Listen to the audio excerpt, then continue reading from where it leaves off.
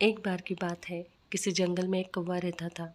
वो बहुत ही खुश था क्योंकि उसकी ज़्यादा इच्छाएं नहीं थी। वो अपनी ज़िंदगी से संतुष्ट था। लेकिन एक बार उसने जंगल में किसी हंस को देख लिया और उसे देखते ही सोचने लगा कि यह प्राणी कितना सुंदर है। ऐसा प्राणी तो मैंने पहले कभी नहीं देखा। इतना साफ और सफ़ेद, ये तो इस जंगल में औरों से बहुत सफ़ेद और सुंदर है, इसीलिए ये तो बहुत खुश रहता होगा। कौवा हंस के पास गया और पूछा, भाई तुम इतने सुंदर हो इसीलिए तुम बहुत खुश होंगे। इस पर हंस ने जवाब दिया, हाँ मैं पहले पहले बहुत खुश रहता था, जब तक मैंने तोते को नहीं देखा था। उसे देखने के बाद से लगता है कि तोता धरती का सबसे सुंदर प्राणी है। हम दोनों के शरीर का तो एक ही रंग है, लेकिन तोते के शरीर पर दो दो रंग है।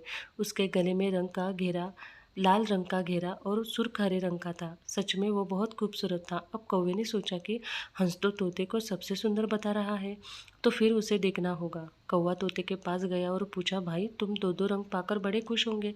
इस पर तोते ने कहा, हाँ मैं तब तक खुश था जब तक मैंने मोर को नहीं देखा था। मेरे पास तो दो ही रंग है, लेकिन मोर के शरीर पर तो कई तरह के रंग हैं। अब कौवे ने सोचा, सबसे ज़्यादा खुश कौन है, ये तो मैं पता करके ही रहूँगा। इसलिए अब मोर से मिलना ही पड़ेगा। कौवे ने मोर को जंगल में ढूंढा, लेकिन उसे पूरे जंगल में कहीं भी मोर नहीं मिला। और मोर को ढूंढते ढूंढते वो चिड़ियाघर में पहुंच गया, तो देखा मोर को देखने बहुत लोग आए हुए हैं और उसके पास अच्छी खासी भीड़ है। सब लोगों के जाने के बाद कौवे ने मोर से पूछा, भाई तुम दुनिया के सबसे सुंदर जीव हो और रंगे बिरंगे हो। तुम्हारे साथ लोग फोटो खिंचवा रहे थे। तुम्हें तो बहुत अच्छा लगता होगा और तुम तो दुनिया के सबसे खुश जीव होंगे। इस पर मोर ने दुखी होते कहा, भाई अगर सुंदर हूँ तो भी क्या फ़र्क पड़ता है। मुझे लोग इस चिड़ियाघर में कैद करके रखते हैं, लेकिन तुम्हें तो कोई चिड़ियाघर में कैद करके नहीं रखता और तुम जहाँ चाहो अपनी मर्जी से घूम फिर सकते हो। इसीलिए दुनिया के सबसे संतुष्ट और खुश जीव तो तुम्हें होना चाहिए, क्योंकि तुम आज़ाद रहते हो। कौवा हैरान रह गया, क्योंकि उसके जीवन की अहमियत कोई दूसरा बता गया।